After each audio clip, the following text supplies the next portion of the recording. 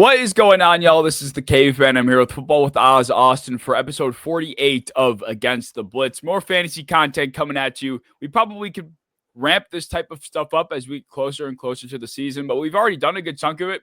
So now this is one of the meatier episodes with the wide receivers, ranking everything and anything fantasy wide receiver related. We're going to follow kind of the same framework that we had for our running backs, our tight ends and quarterbacks, fades, best values, all sorts of categories like that. But before we get into it, of course, I want to plug the Discord server that we have linked down in the description. We talk football, we talk chip dip, we talk about one of our members breaking his finger at work and his girlfriend troubles. We talk about all sorts of shit in the Discord. So be sure you go and join down below. It's a really good active community. Highly recommend. And not even just saying that. Everyone that joins either completely mutes it and they don't speak because it's too active, or they get right involved with the A team. So be sure you check it out. But Austin, we have a lot of categories here, a lot of receivers, and I feel like we're going to do a good job of touching on about as many as we can, because there are a lot of guys and a lot of opinions that people want to hear. So hopefully we answer a lot of questions. Well, the easiest thing for me is you struggle to rank quarterbacks and running backs with our categories because each team only has one starter. But teams are trying to get out 2, 3, 4, even 5, 6 receivers, per game. So there's a lot more guys to try and hunt down and find for your team. Because like I was saying, the running backs, you have a good idea who's going to start, what running back is going to get his per game. But every once in a while, a wide receiver 3 might lead his team in receiving that game. So we're doing the dirty work for you. We're finding that guy today. Yes, and we will start by looking at, we'll start with the fade before we talk about the guys that might get you something on the random week that they go off. So we'll start with our top 5 fade wide receivers, and we'll just rip right through them for our individual top 5. So I'll start, and this is in order in terms of where they're drafted. It'll make sense as I go through. So at number 5, I have Jerry Jeudy. He's got an ADP of 74th overall, wide receiver 36. At number 4, I have Zay Flowers, who is the wide receiver 24. He is the 50. He's got an ADP of 52. Xavier Worthy, he's got an ADP of 55. He is wide receiver 26. And then DK Metcalf, wide receiver 22, ADP of 49. And JSN, wide receiver 12, ADP of 26. I think the biggest one here that kind of sticks out is probably JSN. I mean, I guess it depends on, Jerry Jeudy also. I feel like a lot of people are loving Jerry Jeudy lately. We kind of talked about him in our Browns deep dive episode, but DK Metcalf I want to touch on primarily because he is the clear-cut number 1 wide receiver in Pittsburgh, and I think everybody would assume that automatically means he should have a good season. He should reach the value of where he's getting drafted. But I almost think it could end up being the opposite, not just because in the past, DK Metcalf playing for the Seattle Seahawks with a pass-heavy team, that the Seahawks were 7th in pass attempts, 8th in total yards on the year, and DK still finished outside the top 30 receivers, I think, on the season. So that's a question mark to begin with. And now he goes to Pittsburgh in a run-first offense where the running game is very inefficient. They ranked 24th per EPA per play on the ground last year. And he's not just the clear-cut option. He is the only option.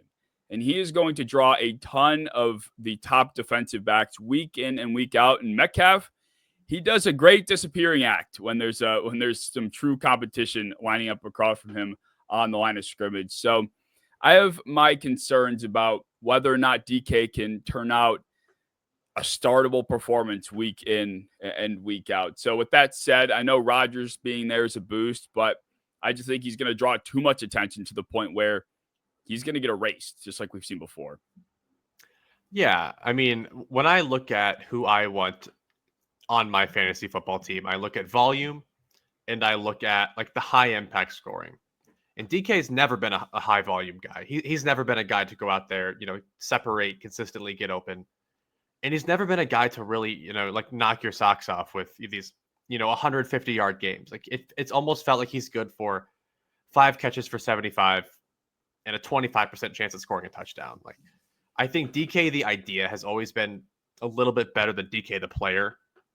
And we've kind of been waiting for DK, the player, to turn up. But, he's 28 now. Like, he's kind of run out of time to prove himself to be the DK that we thought he could be. And I don't think that going from Geno Smith, who is a, borderline top 10 quarterback, to a 42-year-old Aaron Rodgers, like that's a very stark difference at this point in their career. So maybe for the ADP, it's reasonable-ish if everyone else is gone. But yeah, I'm out. I'm completely out on DK. Yeah, I've been seeing some people in the fantasy community, like on Twitter, some of the guys that I don't follow, but I keep tabs on because the fantasy community is a very funny one to follow because of the opinions that come out of that circle. But DK Metcalf is a fan favorite. I've come to realize, at least Yeah. with some creators, and I just can't get behind it. And the same goes for Xavier Worthy, who is getting a slight bump now that Rashee Rice is pretty much doomed for the first quarter of the season, it appears. But that still doesn't sell me on his ADP of like halfway through the 5th round. Like, this is a guy that, despite taking on Rashee Rice's vacated workload after his injury, still only finished with 640 yards on the year. He did have 6 touchdowns, which I think helped a lot. And I came to find out that unless I read got my information from a bad source, he had 98 targets, which is pretty crazy. Like, I did not expect that. So I think that's where the true intrigue comes from. But we're going into 2025 now, and Marquise Brown is around. Rashee Rice is going to return. And I think Jalen Royals is somebody that you've spoken to quite a bit on our podcast in the Discord. He is somebody that I think fits the role of Rashee Rice a lot better than Worthy does. And I think the only reason Worthy took that role over last year is because they had no one else to do it. But now Royals is in the wings, and I could see him cutting into that workload that is earning Xavier Worthy a 55 ADP. Yeah, I mean, I've gone as far recently, like in the past few days, even to kind of say Xavier Worthy is a little bit overrated in general. I think in the NFL community, I think because of the whole Chiefs trading up for him, it was exciting, and he was the only receiver on the team that was worth anything. I think that made him a little bit more exciting of an idea than the actual product he was producing week to week. And like you said, he got a ton of targets, and I think that kind of helped him produce some volume. But like you said, with Rashee Rice coming back, with the investment they put into Jalen Royals, who I think is a better football player altogether, yeah, I'm just not in on Xavier Worthy. Like, it's going to require him to have a significantly better year by like 300 yards and a handful more receptions for him to be worth a 5th round pick. Yeah, and I mean, he's a guy that I could easily see finishing with 3 or 4 touchdowns instead of 6. Like, I think 6 was a pretty good number for a rookie, and I don't think that's his floor. I think that's a lot closer to his ceiling in terms of reaching the end zone. The only other guy I wanted to make a comment about was Zay Flowers, who I have completely avoided in our mock drafts for the last few weeks now. Like, I just also can't understand. He's wide receiver 24. Worthy's wide receiver 26. The Ravens are always going to be a running back and tight end team, and even quarterback, depending on when Lamar wants to keep the ball. It's just he is so low on the priority list. And he did see an uptick in red zone opportunities. He did see over 1,000 yards in 2024, which wasn't the case in 2023, but he just does not get in the end zone. Like, it's going to go every other place before Zay Flowers is getting into the green area. And he's not going to make up for it with a 1,300 yard season either. He's just not that kind of guy. He might get, I think he cleared 110 targets last year, but I'm not sure he's ever going to be somebody that is scratching the ceiling of potentially 1,500 yards to make up for a lack of touchdowns. So I can't get behind Flowers there either. No. Yeah, Zay Flowers is almost like a safer pick than people kind of give him credit for, in terms of exactly what he's going to produce, but it's not going to be volume or touchdowns. Like, you're going to be banking on those random games where Lamar throws 5 touchdowns and Zay Flowers catches 2, but you're also going to have a lot of games of him under 35 yards. Like, it's going to happen constantly where they just beat the brakes off of you in the first quarter and run the ball out the entire game. Like, he is a very negative game script wide receiver. Like, when you want a receiver, you want somebody that is going to be in garbage time. Like, you want a receiver like Jamar Chase that had to be in a lot of shootouts, which is partially responsible for why he had 17 touchdowns last year.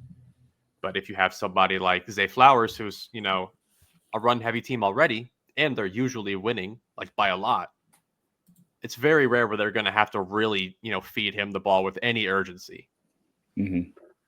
Agreed. Yeah, I don't think I have too many other thoughts. I mean, Judy, he's a later round pick, so I don't want to push the envelope on him, but it's just like the quarterback play is going to be bad again. And I'd rather have like Chris Godwin or Calvin Ridley, who are wide receiver 35 and 37, whereas Judy is 36. So I think there are just a lot better options in that range.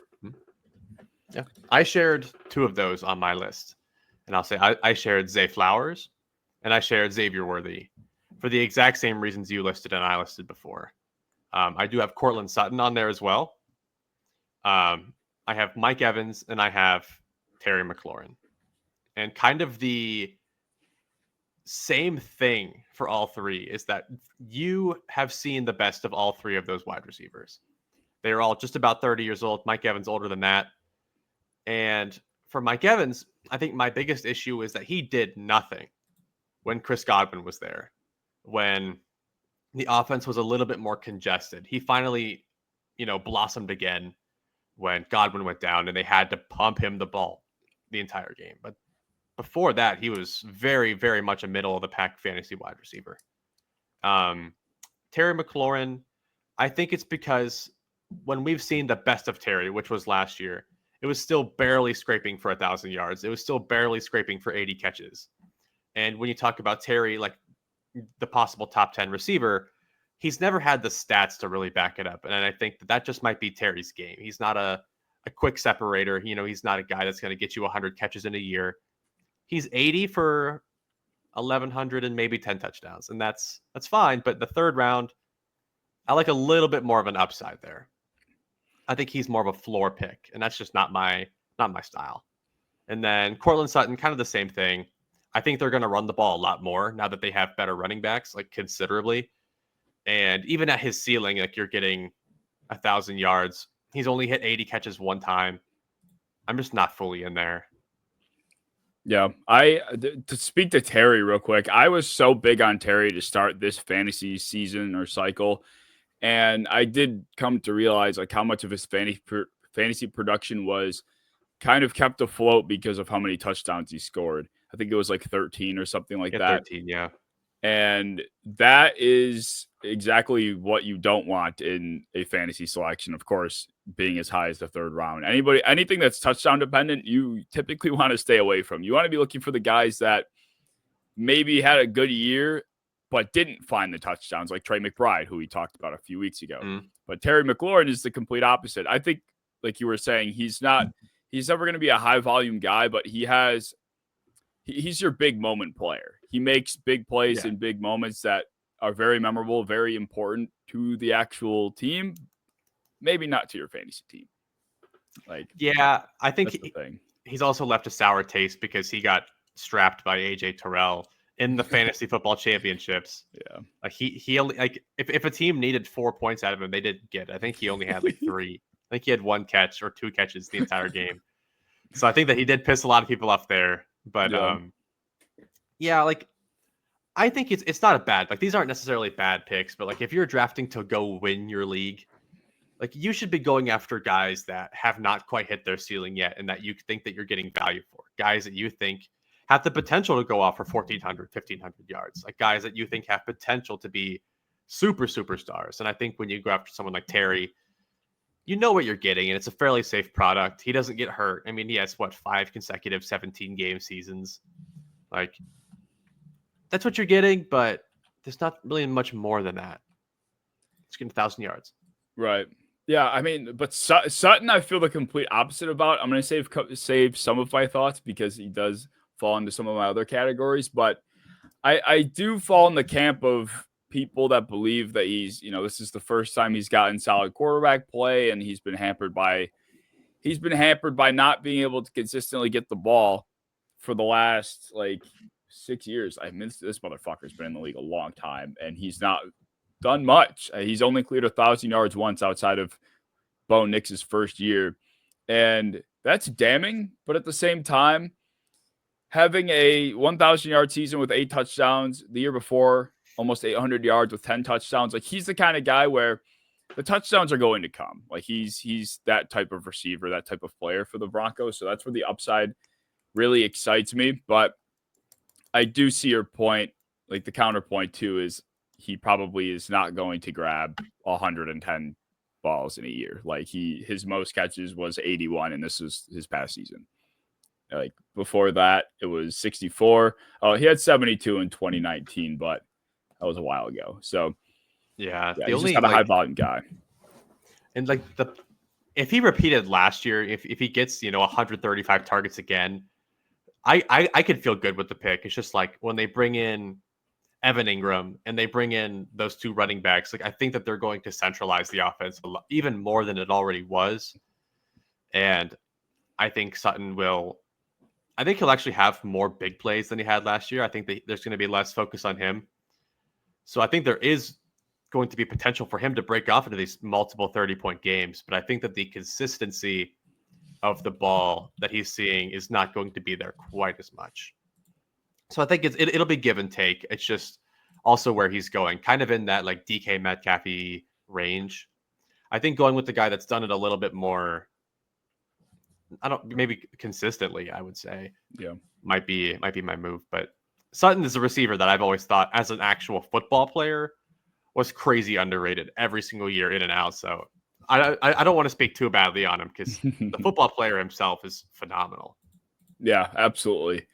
But speaking of players that are potentially good value, which I feel like is the opposite of where the Cortland Suttons and DK Metcalfs and Xavier Worthies of the world go. I hate that range of the draft. It's terrible. Like the 4th round, yeah. Yeah, like the 4th, 5th round. Like that slew of receivers is just such a struggle to pick through. But later in the draft, I have a lot of favorites, and these are my top 5 value wide receivers. And there's more than 5. I probably could have made a list bigger than this, but these were my personal top 5. At number 1, I have Stephon Diggs. He's wide receiver 42 with an ADP of 92. Calvin Ridley, who is wide receiver 36 with an ADP of 76. Jacoby Myers, wide receiver 39, ADP of 85. Jalen Waddle, wide receiver 32, ADP of 66. And Brandon Ayuk, wide receiver 44, ADP of 96. Stephon Diggs headlines this category for me. I feel like other than him handling illegal substances on a boat, there have been so many pro Diggs reports coming out of camp. And I know you're only supposed to take it with a grain of salt. I was gonna try and make a drug joke, but it didn't come fast enough. A grain of cocaine, but a gram of coke. But I think this is the type of environment that Diggs thrives in. Like he loves to be the guy where the team is leaning on him in a way that they know he's so important. Like he's been brought in to be Drake May's defined number 1 receiver, help the young quarterback develop.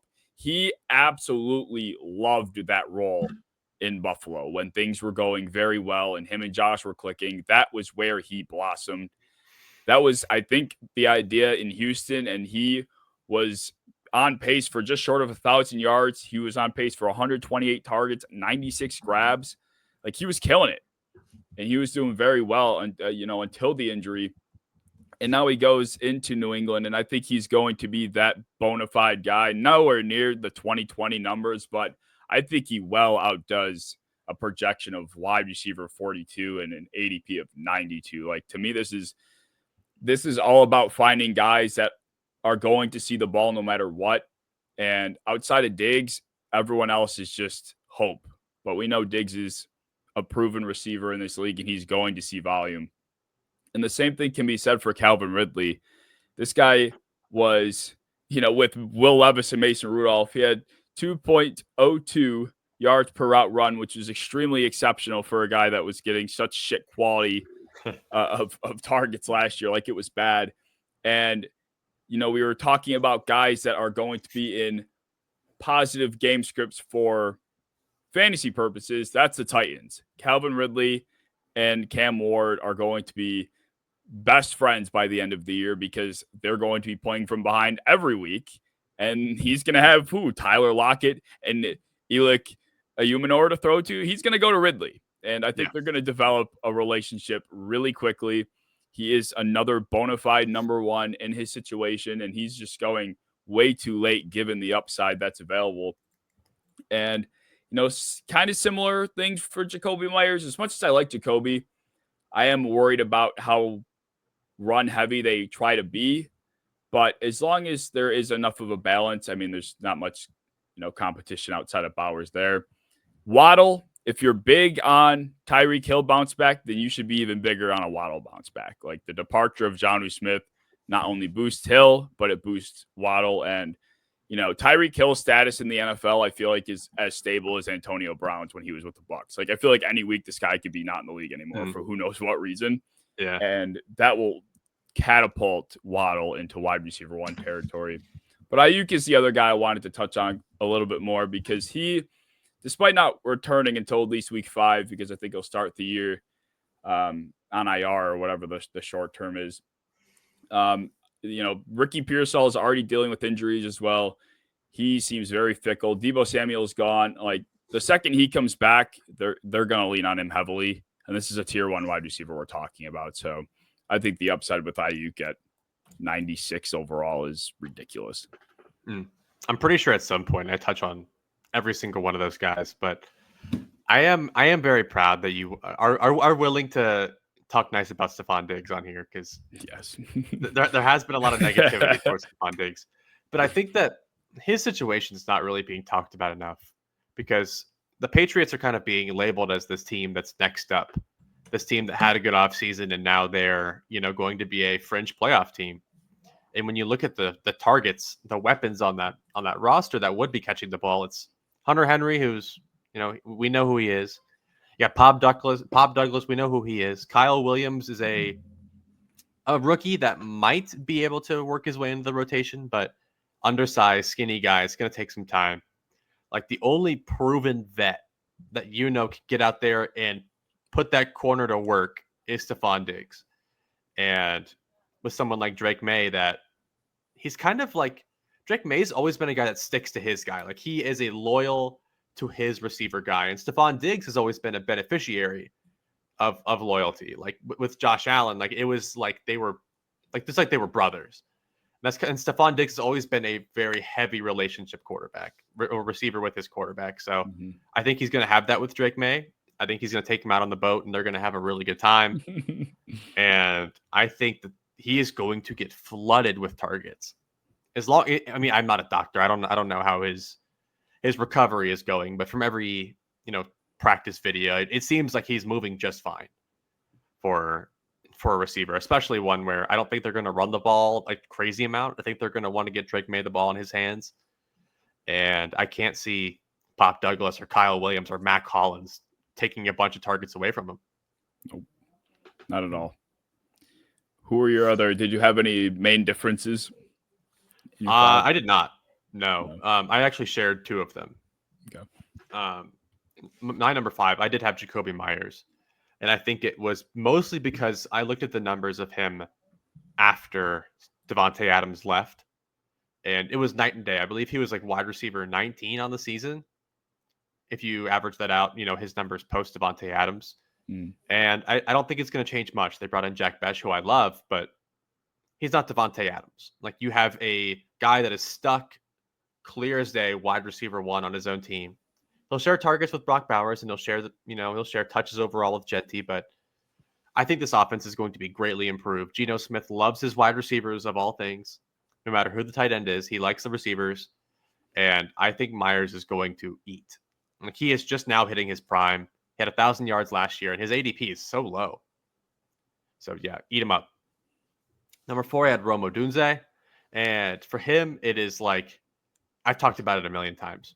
He had like 750 yards last year, and everything that could have gone right for him to improve did. So big fan of him. I shared Jalen Waddle as well. And it's the same thing. It's like Tyreek Hill does not feel good. Like, it does not feel like we're going to feel a Tyreek Hill bounce back from everything we know about receivers. Like, when they start mentally getting a little bit weird, when their production drops suddenly after 1 year, like, when that's coming. Mm-hmm. And it kind of felt like that was Stephon Diggs. You can kind of predict that at one point. But I think that a Tyreek Hill is going to fall off. And I think Jalen Waddle is still pretty damn young.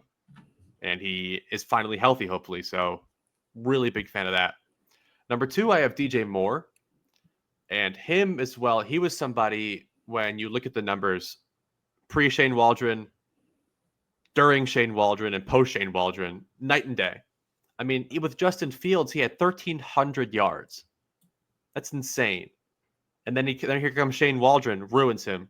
Shane Waldron leaves, and he's actually a startable fantasy player again. Like, clearly there was an issue with something very specific that happened. And the guy's gone, and they brought in one of the greatest play callers I've ever seen that uses receivers exactly like how DJ Moore likes to be used. So pretty damn big fan. And then number 1, I have Drake London, who I've talked about a million times, but he's a wide receiver you're getting in the second round that will be producing mid first round numbers. Phenomenal value. Yeah. I almost put Puka on here, but I saved my banter for that later. But I know Drake is third overall. Is Drake is, I mean, I think anybody that is not, for some reason, I don't even know how to put this. Like, I think almost everybody does see where this could go with Drake London. Like, it really feels like we're on the verge of an absolute explosion. And it almost is like, when if you're like betting on something and everyone is heavy on one side and you're like, it just feels so obvious that it's going to go this way. But for whatever fucking reason, just because all of the money's on that side, something is going to go wrong. That's how it feels with London. I don't think it's actually going to go wrong, but it does feel like everyone is seeing what this guy can be if Penix pans out, if he does continue to, go on this upward trajectory and be that focal point of Zach Robinson's offense. Like, it feels like all of the ingredients are getting mixed together at the right time. And he can just, I mean, we're talking like 1,600 yards, 13, 14 touchdowns. Like, that's the type of receiver he could be on a team that will probably be in high scoring games a lot. Yeah. They'll be in shootouts. Like, they have a very competitive division that they're constantly in the running for every single year. Like, they are going to be running the ball a lot, but they also don't have a lot of guys commanding targets. Like, Drake London dominated target share with Penix, and I don't see why that can't happen again. Right. Yeah. I mean, I'm so excited for London. I mean, clearly, like, best. It just feels so right. It just feels so good. I'm making sure he's on all my teams. If I go, if like I'm a captain, if he goes down, I go down with him. But I will be putting my money where my mouth is if he gets to me in the second round or at the end of the first. I'll take him. Hell yeah. I think you should be going before Neighbors. I think you should be going before Amon-Ra. I think you should be going probably top 8, to be honest. Like, yeah, that's the kind of season I could see him having. But who are speaking of guys that can explode, we're going to get into lottery receivers. And the idea of a lottery receiver is, basically the idea of a lottery ticket. You don't buy a lottery ticket actually expecting to win, but if you scratch the numbers line up, you can win $10, $20, maybe $100, maybe $10,000. Like, who knows? That's the type of lottery ticket that we could be playing with here. So who are your top 5 lottery wide receivers? We're going to the casino. Number 5, I got Jalen Royals here. Like we talked about it earlier, he's a phenomenal, well-rounded receiver playing with Andy Reid without Rashee Rice, possibly for an undisclosed amount of time, I still believe. So if he can take over that Z role, I think he is one of the better receivers we've seen on KC in a while. Rashee Rice was awesome. I hate Justin Watson. I'm tired of him. I'm glad he's gone. I think that Xavier Worthy is a pretty linear receiver. I think that he has a lot of limitations, most of them physicality and strength-wise. Jalen Royals is a buff dude. Like, he is a strong physical receiver, and he's not going to have a problem with that. And same thing goes for my number 4. I have Jack Besh here. He will be wide receiver 2, most likely on a team that is pretty well suited now with Geno Smith to air that ball out a little bit more than they did with Aiden O'Connell. I know they're going to be running the ball a lot, but I think that the offense in general is just going to be on the field a lot more, which opens up a lot more for the passing attack. And if Jacoby Myers will stick to the slot, I think Jack Besh has a pretty easy avenue to get a lot of looks his way. Number 3, I have Jaden Higgins, a rookie receiver from Iowa State, drafted extremely early by the Houston Texans. And I think that goes to how often and early they plan to use him. They even passed on drafting offensive line in favor of taking him. So I think that's kind of, they plan to make him their T. Higgins. Keep passing on the offensive line. Just go after the receivers, because we're going to pray that CJ Stroud get it out to these guys. I'm not a massive Christian Kirk person. I like Jalen Noel a lot, but I don't think they're going to be taking away from Higgins. Number 2, Trey Harris from the Chargers. He's a guy that a lot of people really liked early. Now that Mike Williams died and retired, Trey Harris looks even better. And then number 1, Matthew Golden, a receiver I was really, really high on, goes to a team where he's probably their wide receiver 1. I don't think he has a ton of competition, and I don't think anyone's talking about it fantasy-wise at all. No, not at all. Golden is not, out of all of the rookies that got drafted, I think more people are talking about a lot of other guys, considering relative to where they were all literally drafted. Like, Golden was drafted in the first round, and he's not getting anywhere near as much hype, or at least not being talked about as much. I mean, I do have my concerns because of, how packed that receiver room is, but the ceiling with a guy like Golden and Jordan Love, could be pretty epic, pretty fucking awesome if those two guys can get on the same page. I did share a few. I think I shared one guy, and that was Jalen Royals. I mean, he is a missed tackle forced machine, or forcing missed tackles machine. He is the guy's great after the catch. So I think, kind of what we were talking about earlier, he could fit that Rice role so much better than Worthy. You put it perfectly. Worthy is just a better guy vertically than he is like quick over the middle, shrug a guy off his shoulder and run for an extra 15 yards. Like, that's not Worthy's game. The other guys I have on my top 5 lottery receivers. So I have Jalen Royals. I have Torrey Horton on here. Oh, Torrey Horton was a draft darling of mine, and I hope that it all, comes to fruition. But I have I don't know. He's one of those guys that I love, but I can just feel in the back of my mind, like, he's just going to be like nothing. He's going to be like somebody that, rotates here and there. Like, I know they want to run the ball. They brought in Cooper Kupp for that reason. Like, I think Jake Bobo is still there, and I think he probably will be on the field pretty often if they want to get the ball moving on the ground. Like, and they released Noah Fant today, which probably helps, but also hurts the chances of Torrey Horton being relevant, because that probably means they want Arroyo being, one of those guys in the passing game. So as much as I want this to work for Horton, because he averaged 2.8 yards per route run in college, he was fantastic first man.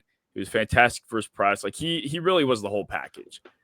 And he just went to such a shit situation. It fucking pisses me off. But it's a good situation. It's just like he just has to wait for somebody to get hurt. Yes. Like, I mean, Cooper Kupp of all people though is not staying. Like, he has not stayed on the field the last few years. It's JSN and then it's company, MBS. Like, like, I think there is a chance Torrey Horton could get his dues, but it'll just take Cooper Kupp going down. Yeah, but I'll take care of it. I'll take care of it, please, because I want Horton on the field. I think he's the second most receiver on that team. I mean, I don't know what we're getting from Cooper Kupp anymore. Like, let's be honest. Next on my list, I have Elijah Moore. This guy is 25 years old. He was the 34th overall pick in 2021, and now he's playing with Josh Allen, by far the best quarterback he's had in his career. And this is more of a matter of circumstance.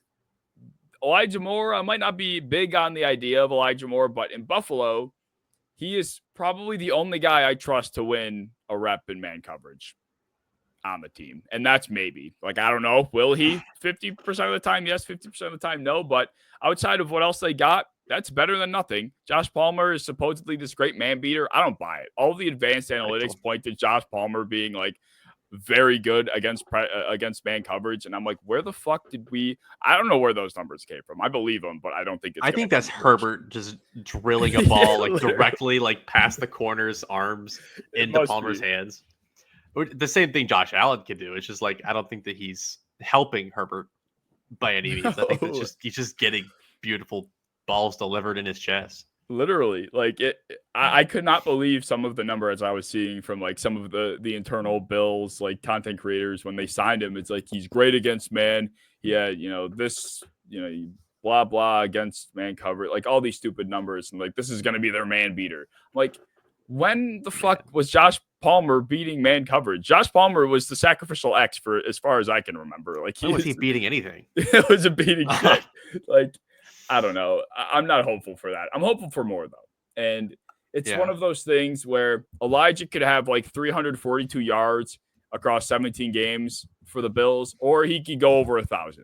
And he quite literally fits the description of a lottery ticket to me. Yeah. I thought about him. Yeah. Sure.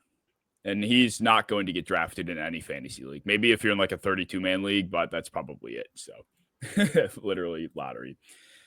Next, I have Kyle Williams. We kind of talked about him a little bit.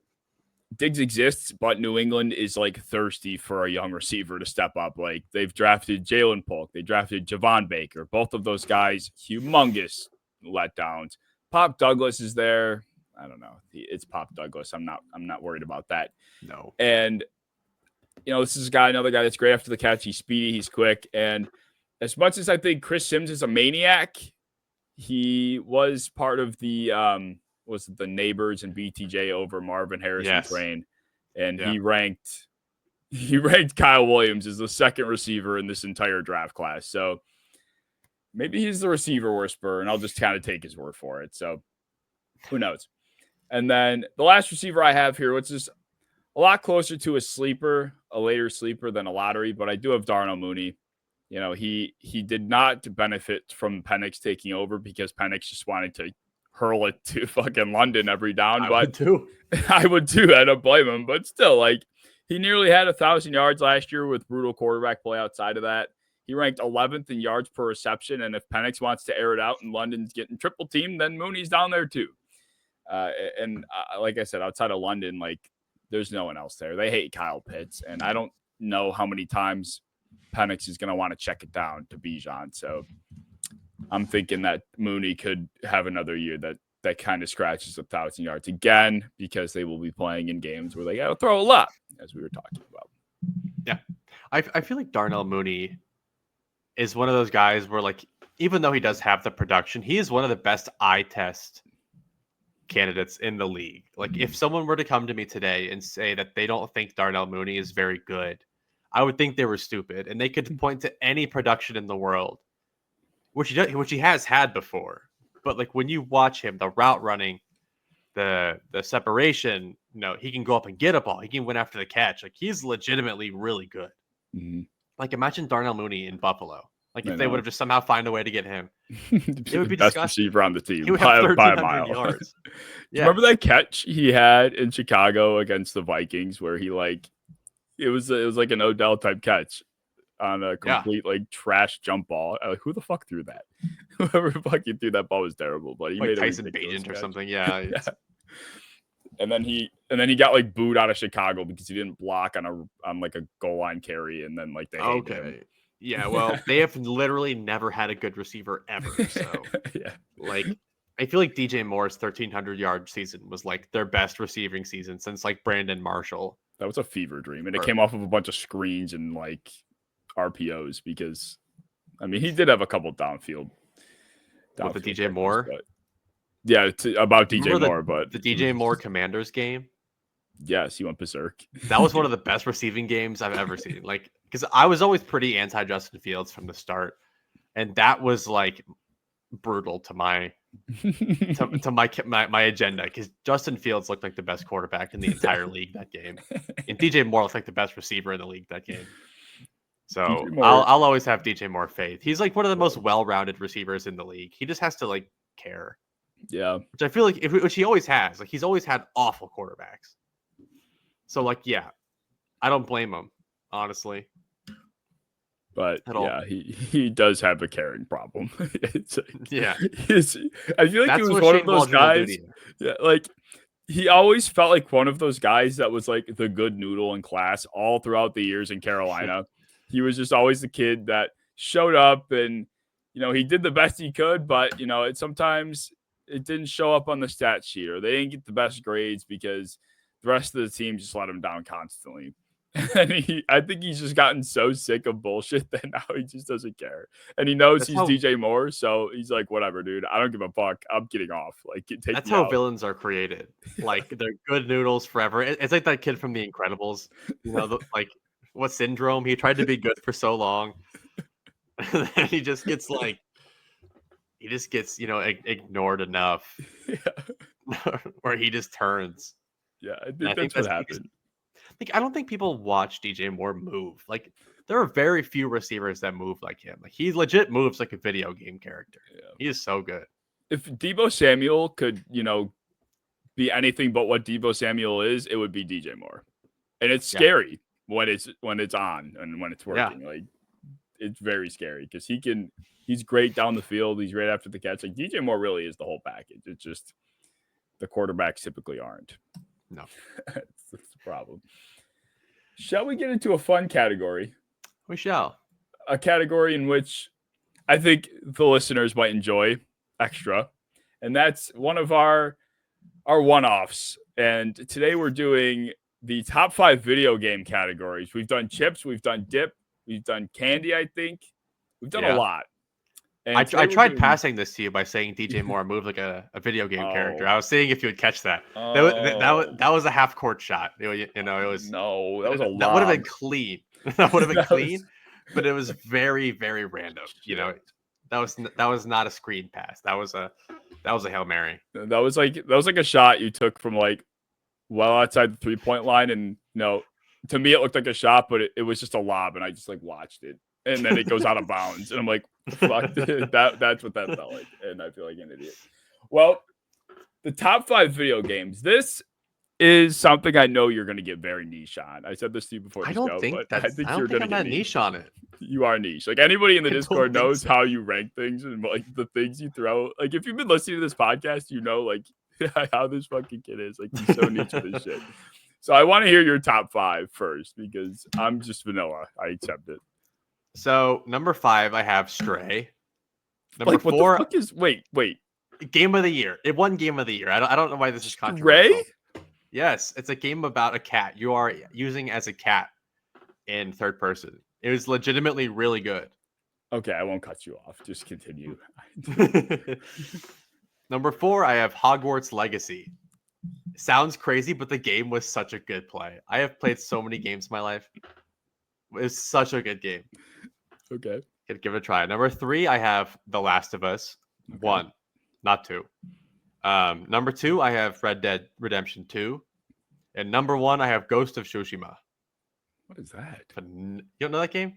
No. It's like an open world samurai game. It's fucking awesome. It is so sick.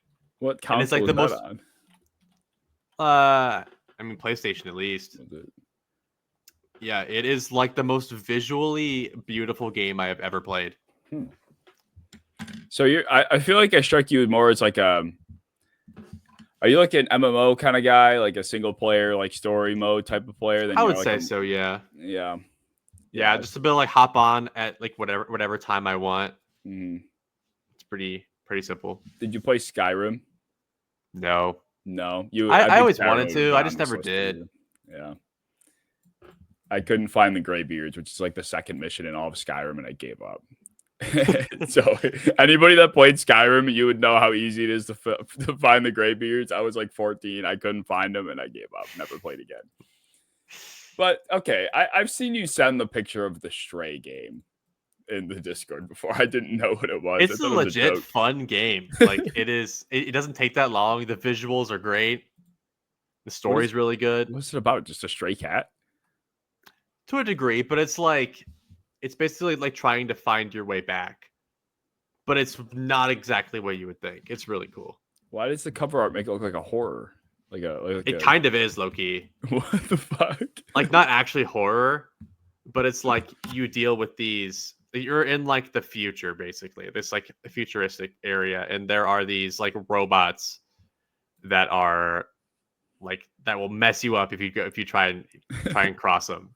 And these robots are scary, some of them. But it's really cool. Interesting. Yeah, I've never. Yeah, never you played basically it. have to like you're basically like in this like deep underground world, like underground city. Your whole goal is to get back to like the surface, like back up to like the green world. Pretty cool. Interesting. Well, I'm going to spoil the fun and be very boring with my group here. But I have an honorable mention. I'm struggling to figure out which one to put at my honorable mention. All right. Honorable mention, I have Halo Reach. I loved Halo Reach from I don't remember what the Forge, I think it was called, where you can like build your own maps and, kind of play in like custom games on this like there was like a server where you could download other people's maps. It was like so creative. And then Infected was one of the greatest game modes in a multiplayer shooter of all time. And of course, all these other games copied it, but Halo Reach Infected was peak. So that's my honorable mention. At number 5, I have Minecraft. You can't go wrong with a good 2-week session of Minecraft. It's the biggest game I think probably of all time for good reason. Like it's just a good game. There's nothing, everyone knows Minecraft. At 4, I'm gonna go with Prime Fortnite. Prime Fortnite.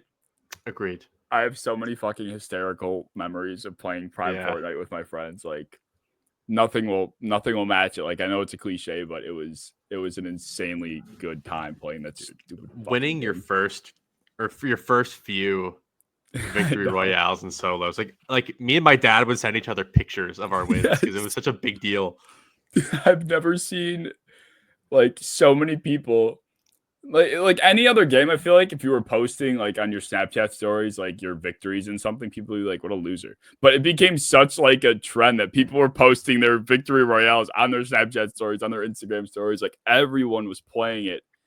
And I mean, it was really the perfect game for that time period. At number 3, I have Pokemon Soul Silver, specifically Soul Silver. Love that game. One of the most intense moments, one of the character at the end that you face at the top of the mountain that I can't remember. After you beat the Elite Four, you become nearly the best trainer in the world. You have to face Red. And he's aura farming at the top of this snowy mountain. And you have to walk up to him, and this insanely crazy music starts playing, and you have to beat him, and then you kind of beat the game. That was one of the greatest moments of like my childhood was beating Red. And then my number 2, this is so hard. My number 2 is Black Ops 3. Okay. Black Ops 3 is the best Call of Duty, I think, great game in the entire franchise. It's a great game. Everyone loves the boots on the ground bullshit. Black Ops 3 did the mix perfectly of the EXO type movement, but also being boots on the ground. The maps were so visibly pleasing, bright. You could see everything. The specialists, they nailed. Like the scythe guy with the fucking the Ripper, the guy with the fucking machine gun on his arm. I can't remember. Yeah, that one was sick. I like the fire one. Yes, the fire one. He was sweet. That was sick. Like all of them were so awesome. The kill streaks were fun. Like if you were playing a game of Black Ops 3 and you heard raps inbound, you're fucked. Like just leave. That was like the balls that would roll at you, right? Yes. I hated those. Raps were horrifying. You could do nothing about it. No, like at least like the dogs kill streak from a few Call of Duties before that, you could at least kill the dogs. Like the raps, you saw a rap coming at you, like you're dead. Like you could try, but you're dead. Yeah.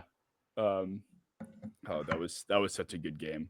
And then my number one, this is going to be extremely controversial, but I put an unjustifiable amount of time into this game, and it's not even on a console.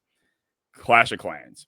I have played Clash of Clans so much. Like I was so deeply rooted in the Clash of Clans community when I was younger. Like the whole Jorge Yao thing that went on, and then the Dr. M and Stephanie drama. Like only the most specific people would know what I'm talking about. But I was so entrenched. I was in like clans that were in the top 100.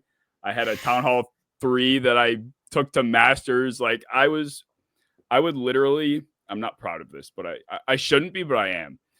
I would I would play on my account from like let's say 1 p.m. until like 8 or 9, and then the game would kick me off for a break. Wow. I would get kicked off, and then I'd get back on and play again. I would have a schedule to time my shield because if you get attacked, you get a shield. But then if you get kicked off, like I had a schedule because I was trying to trophy push. And I don't know if I had as much fun on that game as I did time, but I can't not put it there because it's like the most relevant mobile game ever, and it still has not fallen off, which is insane. So It has. I have never had the app on my phone or anything in my life you missed out. because I knew what would happen. I knew I would just get so into it. Like, but it takes so much, Yes. like, constant gaming on it to actually like make it worth it. Yep. And it almost is never actually worth it. You're just striving for more. Yeah, literally. And then you're just never happy. The second that you take any kind of break from it, You're behind. It's worthless. Yeah. Yep. Like Yep. I think so. the thing about Clash of Clans is I did take breaks here and there, but yeah, you're right. Like once I play it, I'm invested and I'm constantly getting on it to check. And I was gonna say something else. It just is. I don't know. How is it not falling off yet? It's a fucking mobile game. Like it should have fallen off by now. It hasn't. So that's my number one. You Fair. said you had overrated games. I have 3, and they're not strong. It's just games that I don't enjoy as much as the world does. Number 1 is FIFA, mainly because I'm bad at it, but also like I feel like it's just so like the movement, everything in it is so small and weird. I don't know. It's just not fun for me. Number 2, I have Halo, just in general. Yeah, I'm not a Halo fan. Like at the time, for the time, like the original Halos were fun, but like if you like go back and play them today, they're like unplayable. Yeah.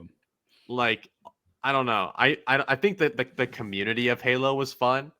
I think that like that aspect of it was really cool, but I think the actual like gameplay itself I was not a fan of. I will say after Halo Reach, I never play Halo again. Yeah, this is Halo as like a franchise. This isn't like attacking any one individual game. Yeah. And then I have the new category of NCAA football games on here as well. I think the originals were incredible and part of the reason I like football today. But the new ones, like, I don't know, it's just so video game like it doesn't feel like I'm even playing a football game. It's really weird, and to the point where like I haven't even bought the second one yet because I don't need to. It doesn't sound that fun to me. Yeah, no, you're right. Anybody that's played college football knows how just arcadey it is. Like I appreciate a game not trying to be too realistic because I think people want realism in games, but then they don't like when it doesn't operate clean or smoothly because they're trying to be realistic. And then I don't know, I feel like it kind of contradicts itself, but it's just so arcadey to the point where it's like you can do everything right and the game will still fuck you. And that's like sports games in general, but it's especially bad in college football. Like I played a game last night against Eyes in our Discord, and he would box me every down, but I just would throw it up to my receiver, hold Y, and I would catch the ball. Like I would throw it to triple coverage on 3rd and 15, and I would catch the ball because the game is it's just like that. Like it's fun for me. But if I'm him, who's clearly better than me, I'm fucking losing my shit. And I don't want to play a game like that. So I completely get that. But There's just no nostalgia from this game. I feel like yeah, it's just got like I think like the nostalgia carried the old games, and there's no magic. yeah. Speaking of magic, I do have one game that I feel like fits the overrated category. Not to drag this on any longer, but GTA I think is overrated. Like, I think GTA Online's very very overrated. yeah, like people are going to be. I hate to break this to the world, but when GTA 6 finally drops, it is going to flop. And it might not flop statistically, like because everyone and their mother is going to fucking buy it, but it's not going to be as good as GTA 5 was simply because the expectations have been set to a point where no video game in history is going to be able to meet those expectations. Like they just keep pushing out the release date. It's been so hyped up for so long. It's just not realistic to expect it to be as good as people are hoping it to be. And I never really enjoyed GTA that much. Like I've had the fun moments doing heists and shit with my friends, but other than that, like I don't know. I just was never that into it. And I just think GTA 6 is gonna flop relative to expectations. But maybe we should talk about football now. Yeah, whatever. Fine. Who cares? Fine. I guess we could do that. What category do you want to do next? I think we should get into the deepest sleepers, the guys that probably will never be drafted in your leagues unless you play with a deep bench or maniacs.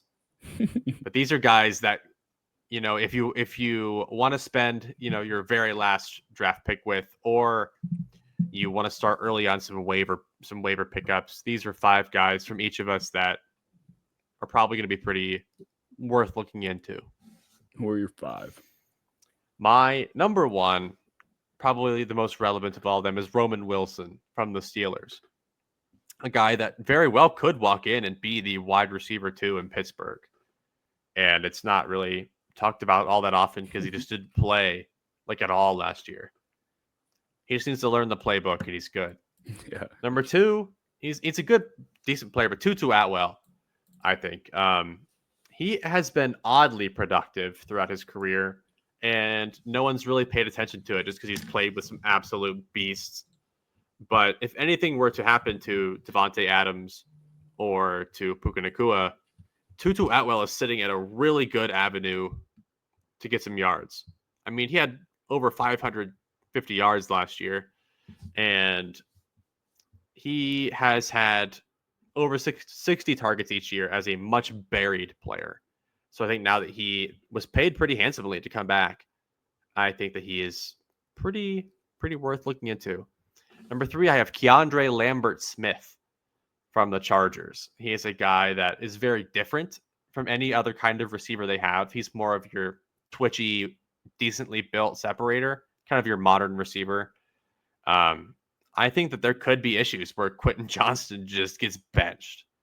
Like Trey Harris, he's pretty damn raw still. Like he is not a great separator. Like there is a chance Keandre Lambert-Smith comes in and it's just a dog. Like it's an actual chance. I was low on him as a prospect, but thinking about it now, it's a chance. Number 4, I have Jalen Lane from the Commanders. Super twitchy, super fast. And there's just literally zero competition outside of Terry and Debo in that receiver room, especially now that Noah Brown got hurt. So definitely could be Jalen Lane time. Then number 5, the deepest one, Jordan Watkins from the San Francisco 49ers. He was a guy that I thought was going to be a UDFA, and they picked him up in the 5th round because they felt pretty good about him. And he is a low to the ground, twitchy, super fast, good run after catch guy.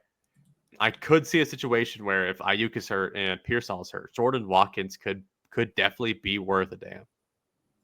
Yeah, I just saw something about Jordan Watkins that was kind of when I was looking at Torrey Horton. It was pro Jordan Watkins, but it was anti Torrey Horton because it's like, the 49ers decided to draft Jordan Watkins over Torrey Horton. What does that say about Torrey Horton? But it is interesting. Like, the 49ers have a slew of guys like buried on their depth chart as far as receivers go. And it feels like one of them is always somewhat relevant. Like Chris Connolly was there. It was like one of those guys for a short time. And like Ronnie Bell had a couple games here and there. It's like these guys just appear. They just spawn in. like randomly Yeah. when like Ayuk is not around or something. And who will it be this year? I guess we don't know, but it certainly could be Watkins. Considering that I think they did draft him over a guy like Torrey Horton, who I would have thought was much better. But if they see a vision, then they're going to put him on the field. So if you want to be convinced, watch his Arkansas game. It is the best receiving game I have ever watched in my entire life. He had 8 catches for 254 yards and 5 touchdowns. Wow. It was stupid. And he was lighting it up. So watch Jordan Watkins. He's actually kind of fun. Wow. Holy shit. I did not know that. Well, I have a couple here that they're deep. I don't know if they get as deep as Jordan Watkins. I mean, they do. I guess it's all relative. But I do have Jalen Lane on my list. I think Luke McCaffrey is a fun thought because his last name is McCaffrey. But Jalen Lane to me is the better option in the slot by a mile. And like Deebo Samuel is supposed to be their gadget guy that Cliff Kingsbury is going to run all his fancy bullshit with. But I think Jalen Lane could very easily fit that description as well. So I'm excited to see what that could look like if he's able to get on the field. My next player on this list is Dante Thornton.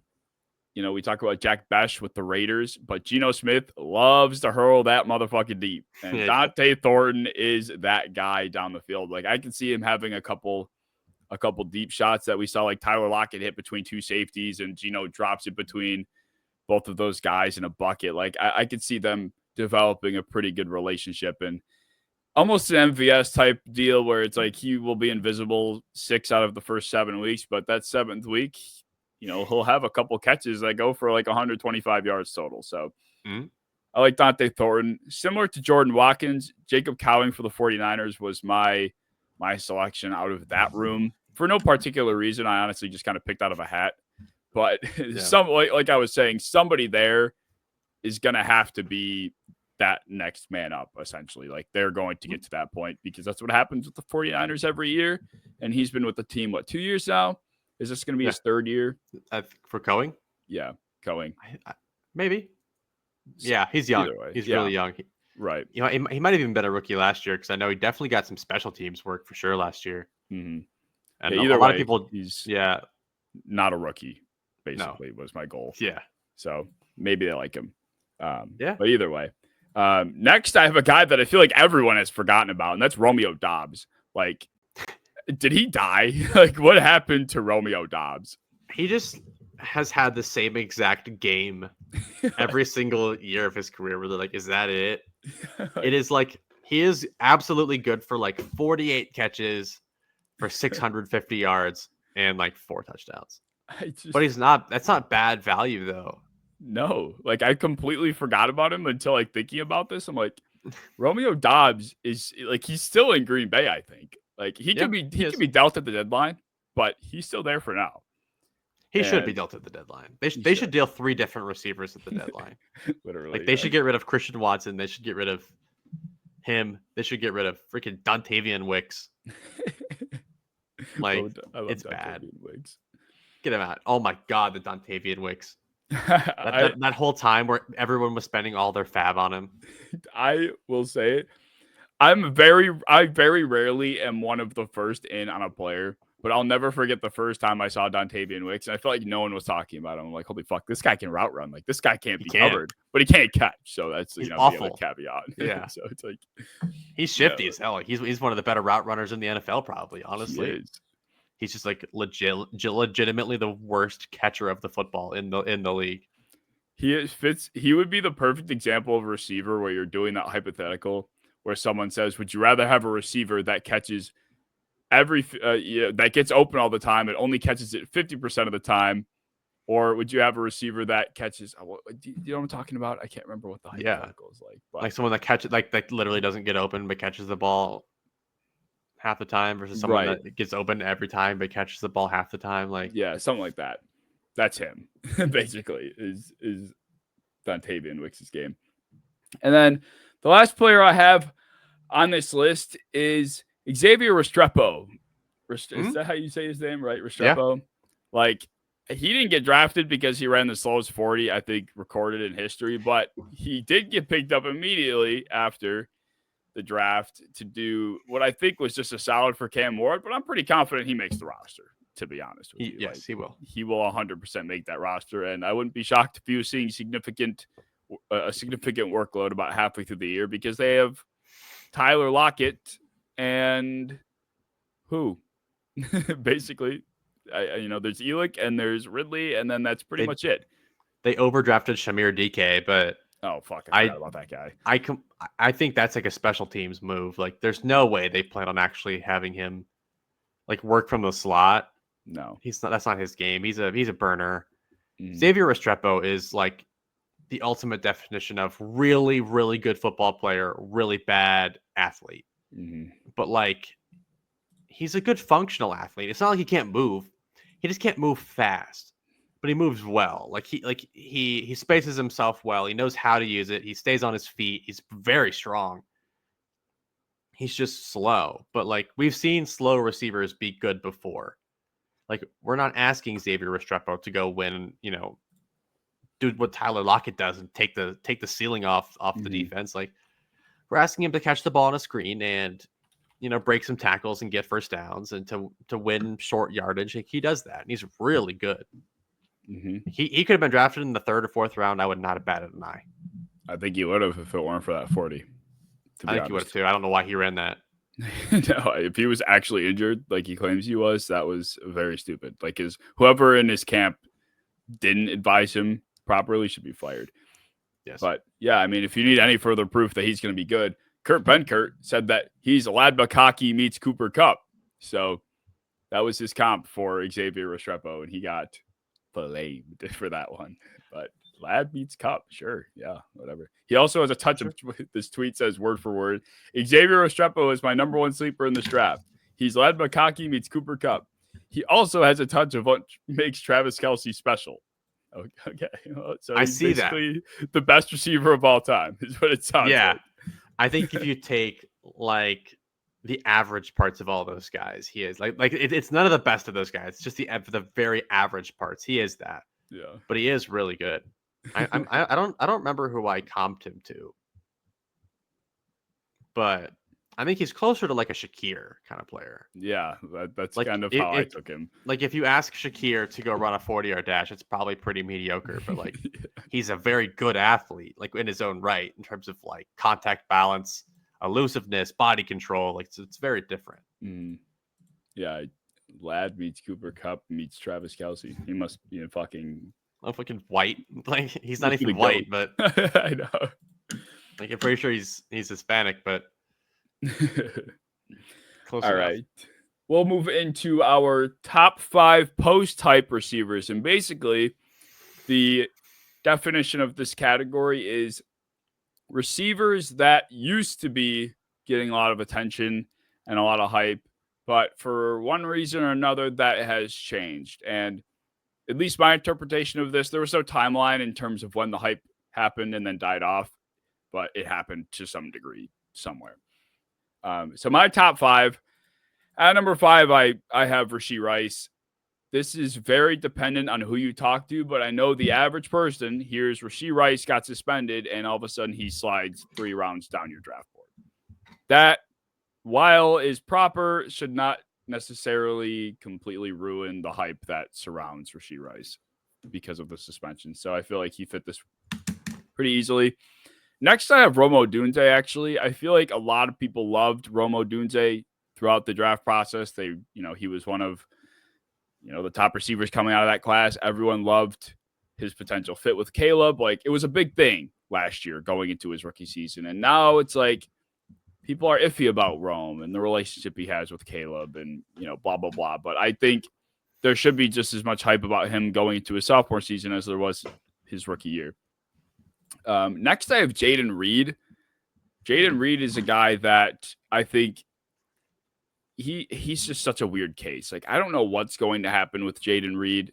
All signs point to him kind of almost being phased out, at least comparatively to years prior, which I don't know. I don't think it's going to be the case, though. I don't think if a receiver gets traded at the deadline, Jaden Reed is going to be that guy.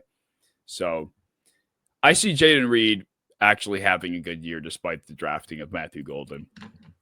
These last two feel really gross. Like, I kind of want to like take a shower after I say it. But next, I have Michael Pittman. Like, Hey, I think Michael Pittman's best moment in the NFL was mossing somebody on the Ravens with his helmet getting ripped off and then saying something about boobs on like a Twitter clip. So, he's had his moments, but now everyone like no one likes Michael Pittman. He gets drafted outside the 10th round. But if I'm gonna be pro Colts, if I'm gonna be pro Daniel Jones to some degree, Michael Pittman is still probably the most relevant receiver there outside of Josh Downs and I guess Tyler Warren. But he's gonna get his too if things click over there. And then last, speaking of Jalen Lane, Deebo Samuel, he was brought in to be that guy, that big acquisition for that offense this year, which is pretty bold. But if that's what they're intending with him, then they're going to use him a lot. So I think Cliff Kingsbury with Deebo Samuel, in theory, could work out. And everyone hates Deebo right now. Like, everyone thinks so, I he don't know sucks why. and he's not good. And like, I get it, but the hate has gone too far. And now I'm kind of on the Deebo train a little bit more than before. Put that into writing. You are on the Deebo train. I am a little bit more for this category, especially. Like, Yeah. I looked at it the same way for the category. It was just like guys that at some point, it doesn't even have to have been this year. It could have been 3 years ago. It's just guys at some point that have been looked at as really good fantasy options, and now they have died off. I shared Michael Pittman on this. Look at who his quarterbacks have been forever. Like his best season. Remember 2 years ago? Like last year, they drafted him in the second round or third round because with Gardner Minshew, he put up 1,100 yards. Like, shocker. Anthony Richardson can't throw, and he gets 800 yards, and everyone thinks that he is the worst receiver in the league. Like, Michael Pittman, when he has a functioning offense around him, even a below average functioning offense, he put up 1,100 yards. Like, I wouldn't quit on him too early. Number 4, this is where I have Stephon Diggs on my list. It's kind of the same reasons. Like, he has been a very, very well-loved fantasy receiver for a long time. Even in Houston last year, people took him pretty early, despite all the risks. And it looked like a pretty good pick for a while before he got hurt. And I think he is very, very low for his talent level still. I put Chris Godwin at my number 3. And I think that he's low because a lot of people see a veteran receiver coming off an injury with a crowded room. He last year was a veteran receiver in a crowded room, and he was dominating. And his injury was his shoulder. Like that doesn't really super worry me for someone like him. Number 2, I have Deebo Samuel as well. And you look at it, it's just like, who the hell else are they going to give it to? Terry McLaurin's not taking a bunch of screens. Like, he's not taking end arounds. He's not, being manufactured targets. Like, that's Deebo all the way. And then number 1, that's where I put Calvin Ridley. He had 1,000 yards with Will Levis. Like, he still looks fantastic when you watch him run routes. It's just the ball needs to get to him. Mm-hmm. And I think he has a better chance with Cam Ward. Yeah, I would hope so. If not, then the Titans are in some deep shit. Some very deep shit. It'll be ugly at first, but I think that there will be a little bit more consistency with getting rid of the ball. Yeah, I agree. I mean, it can't get worse than what he was dealing with last year, and he did exceptionally well. So it can only it's kind of like it can only go up, and it was already pretty up, which is pretty insane to say. Like Ridley, I think I'll never forget how much hype that guy got going and coming back into the league when he was with Jacksonville. Like that hype train was. That PR team was crazy. That was one of the best PR teams of all time. Calvin Ridley. Yeah, I was too. I fell into the trap. I had to. I was guilted. He's one of the best receivers I think ever watched. Like from a like an eye test standpoint. Like there is no receiver that I personally am so confident I could not guard. Mm-hmm. Like I'm like with Justin Jefferson, I'm like, he's not that fit. He's not moving that fast. Like, I have a chance. With Tyreek Hill, I'm like, he's small. Throw the ball up. With Calvin Ridley, I'm like, there's nothing I could do. He moves so fast, and he's kind of tall too. Like there's nothing I can do. Mm-hmm. I couldn't even trip him. Calvin Ridley in 2020 was an absolute fucking demon. Like that guy could not be covered. And he's one of my favorite 2020 Calvin Ridley is one of my favorite receivers of all time. I mean, the guy put up almost 1,400 yards in 15 games. Like, yep. Demon. Absolutely. Yeah, way too excited. And then, for the right reasons, people thought he would, for I guess whatever reason, think he would do the same thing with Trevor Lawrence, and then he didn't.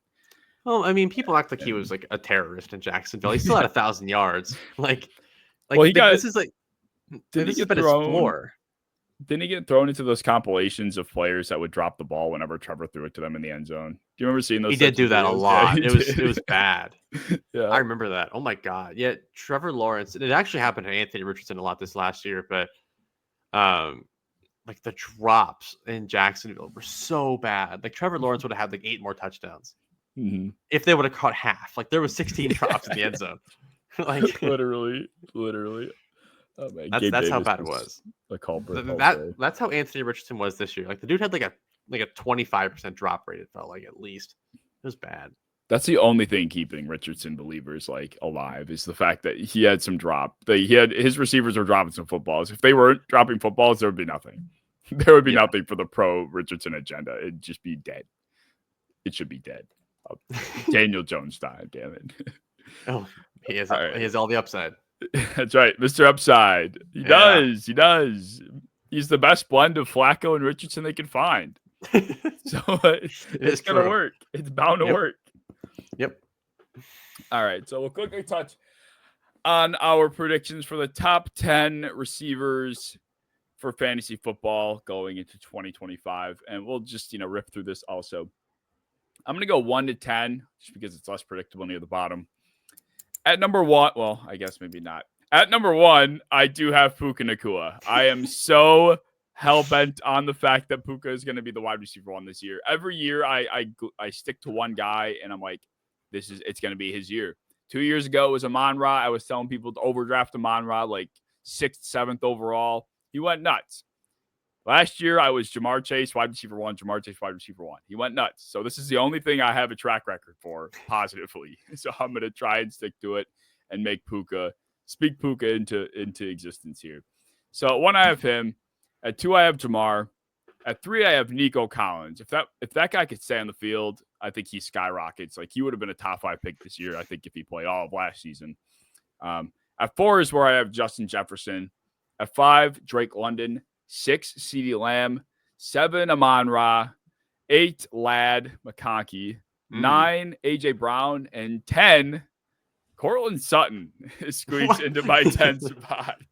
I think this, if he does end up being a 1,250 to 1,300 yard receiver and he comes away with 11 touchdowns, like that's plenty to be top 10. So I think that's very possible with a guy like Sutton. I've just developed this love for him out of nowhere. And it's just when I think about Courtland, I think of a log cabin, very comfy and reliable and safe. And you're just going to have a good experience when you're going to Courtland Sutton. So it's just something about Courtland Sutton feels so good. And I'm in on him this year. I love him. You can't say you fell in love with him and then say he's like a log cabin. I feel safe with him. It's well, I don't know. There's just this comfy feeling when I think about Courtland Sutton. If I throw him the ball, butterflies in my stomach. Literally, I don't know. That's the best way I can describe it. Like a fleece blanket is put over my back. I feel comfortable and safe throwing to Courtland Sutton. So he's my number 10. Okay, I appreciate it. Who's your 10? My number 1. I got Jamar Chase still. Number 2, I have Puka Nacua. Number 3, I have Justin Jefferson. Number 4, CeeDee Lamb. Number 5, Nico Collins. Number 6, Drake London. 7, Amon-Ra St. Brown. 8, Malik Neighbors. 9, Brian Thomas Jr. 10, A.J. Brown. Ooh, A.J. Brown. I did put A.J. Brown on my list. I thought you did. I think you left Brian Thomas off. I did. I left both Malik and Brian Thomas off. I don't know. It's just more of a Sutton. Yeah, for Courtland. Leave Courtland alone. He's so AJ Brown and big and handsome, He is. strong. He's comfy. Good word. Cortland is comfy. I'm gonna trademark that. Don't. AJ Brown is just weird to me. Like, as much as it's either I'm pro Saquon and I'm anti AJ, or I'm pro AJ and I'm anti Saquon. Because I don't think one can go crazy and the other one can also go crazy. I feel like AJ Brown was low key going nuts though this last year before he got hurt. Like he was averaging 83 yards a game, which I feel like is pretty good. Like he had 1,000 yards and 7 touchdowns in 13 games, and I was like, I've been championing CeeDee Lamb is so much better than AJ Brown. Like I do believe that AJ Brown was getting a little bit overrated this offseason. But AJ Brown put up like back-to-back 1,500-yard games or 1,500-yard seasons in 2022 and 2023, and he looked good this year too. So like, I feel like he's a safe guy. Yeah. Like his floor was 1,000 yards and 7 touchdowns in 13 games over the last 3 seasons. Like, I'm in. Yeah, Like, yeah. he's a beast. I think they'll have to pass more this year. So I will.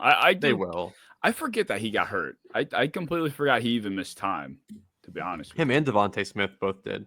Yeah, they did. Devontae Smith was a terrorist some weeks, dude. Yeah. You remember the week he had like 0.1 points? No, Like I've never owned Devontae Smith in a fantasy league, and it will stay that way. I had him, and he put up like literally 0.1 points. And oh my god, talk about terrorist performance! Like Hyper every week underrated there's like player, but yeah, well, terrible fantasy player. Yeah, he can be so inconsistent. But yeah, our top 10 is pretty close to similar outside of, one stark difference. But yeah, I feel like you gotta have pretty much 7 or 8 of these guys in here. It's kind of hard to envision like too many guys. There will always be that guy in like the 4th, 5th, or 6th round that ends up squeaking into the top 10. Like a couple of years ago, of course, it was Kupp that went crazy.